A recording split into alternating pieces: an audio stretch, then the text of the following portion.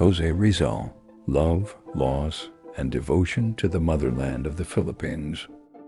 Jose Protasio Rizal Mercado y Alonso Riolanda was born on June 19, 1861, in Calamba, Laguna, Philippines, to a wealthy farming family. Even as a child, he showed intelligence and a love of learning. He learned to read and write in Spanish and Tagalog before entering school. As he grew older, he understood the situation of Filipinos under Spanish colonial rule, the oppression of the poor, the lack of freedom of expression, and the division among the people. While studying at Ateneo Municipal de Manila and the University of Santo Tomas, he not only excelled in medicine, philosophy, and the arts, he also began connecting with like-minded individuals who wanted to change the system. During this time, while studying in Manila, he met Segunda Catigbac, a wealthy young woman from Lipa, Batangas. Segunda was the cousin of his cousin, Mariano Catigbac, and through family and friend gatherings, they gradually developed feelings for each other. Jose was 16 years old then, and Segunda was 14. Their romance was short but meaningful. She was Rizal's first love. However, it did not last. Segunda was arranged to marry another man, Manuel Luz. Despite this, Rizal did not lose hope in love. Instead, he used those emotions as inspiration for some of his poems and writings, where he described pure affection and the pain of loss. After studying in the Philippines, Rizal decided to pursue education abroad to gain a broader understanding of the world and learn new knowledge he could use to help his country. In 1882, he went to Spain to continue his medical studies at the Central University of Madrid. While there, he met various Filipino students and intellectuals advocating for reform, and with them, he began writing works critical of the abuses of Spanish friars and officials. During this period, love also remained part of his life, but another deep relationship opened up to him when he met Leonor Rivera. Leonor was a young woman from Camlin, Tarlac, whom Rizal had met before leaving the Philippines. Before he departed, he gave Leonor a photograph inscribed with "Mi Unica Esperanza," my only hope. Despite the distance, they maintained their relationship for a long time through letters sent to each. Other letters filled with love, promises, and stories of their experiences.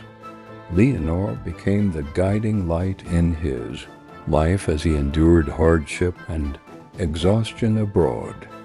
Rizal wrote his first novel, Nolami Tanger, during this time, dedicating it to the motherland, but many of the emotions and experiences depicted there were drawn from his own love for Leonor. In the novel, the character Maria Clara is said to be modeled after Leonor, a pure, brave young woman willing to fight for her love and her country. But distance and changes in their lives became barriers to their romance. While Rizal continued to engage in the reform movement and traveled to various countries like France, Germany, and England, Leonor remained in the Philippines. Over time, they lost communication, and in the end, Leonor was forced to marry another man, Henry Kipping, due to grief and the belief that Rizal would not return. When Rizal learned of this news, he was deeply saddened, but accepted it with dignity. He said that love is not just about possession, but about the happiness of the beloved. This experience also became part of his second novel, El Filibusterismo, where he more deeply portrayed the pain of failure and the need to face life's realities. After many years abroad, Rizal returned to the Philippines in 1892, but he was not allowed to continue his reform work. He was threatened by Spanish authorities and eventually exiled to Dapitan, Zamboanga del Norte. In Dapitan, his life was quiet at first. He began planting crops, treating sick locals, and teaching children. But despite being confined to a small town, love found him again when he met Josephine Bracken. Josephine was a young woman of Irish and Spanish descent who came to Dapitan to have her father, George Bracken, treated for an eye condition. Rizal was her father's doctor, and over time, they developed deep feelings for each other. In Dapitan, they worked together on many things, planting fruits and vegetables, studying languages, and talking about their dreams for the future. They wanted to marry, but the friars did not allow it because Josephine was unwilling to convert from Protestantism to Catholicism. Despite this, they considered each other husband and wife, and they had a son named Francisco, who died a few hours after birth. The loss of their child deeply grieved them, but it further strengthened their love and trust in each other.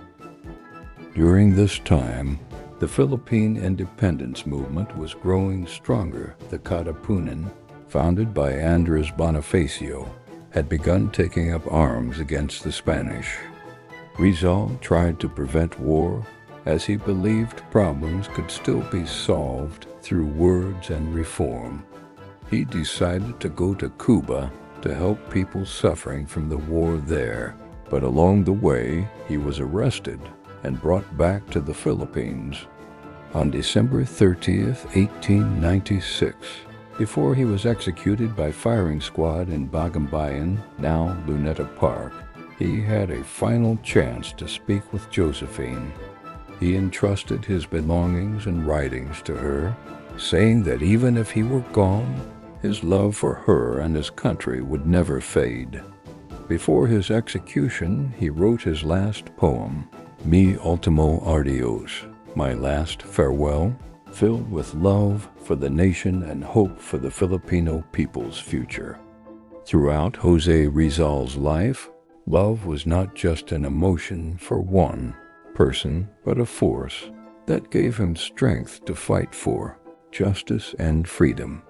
His experiences in love, from Segunda to Leonor and Josephine, became part of his humanity and his work. He showed that true love can bring happiness, but can also cause pain. But in the end, it strengthens the spirit and gives meaning to life. To this day, the story of his life and love continues to inspire young people. It shows that love and patriotism can go hand in hand, and that every individual has the ability to make a difference in the world through love and integrity.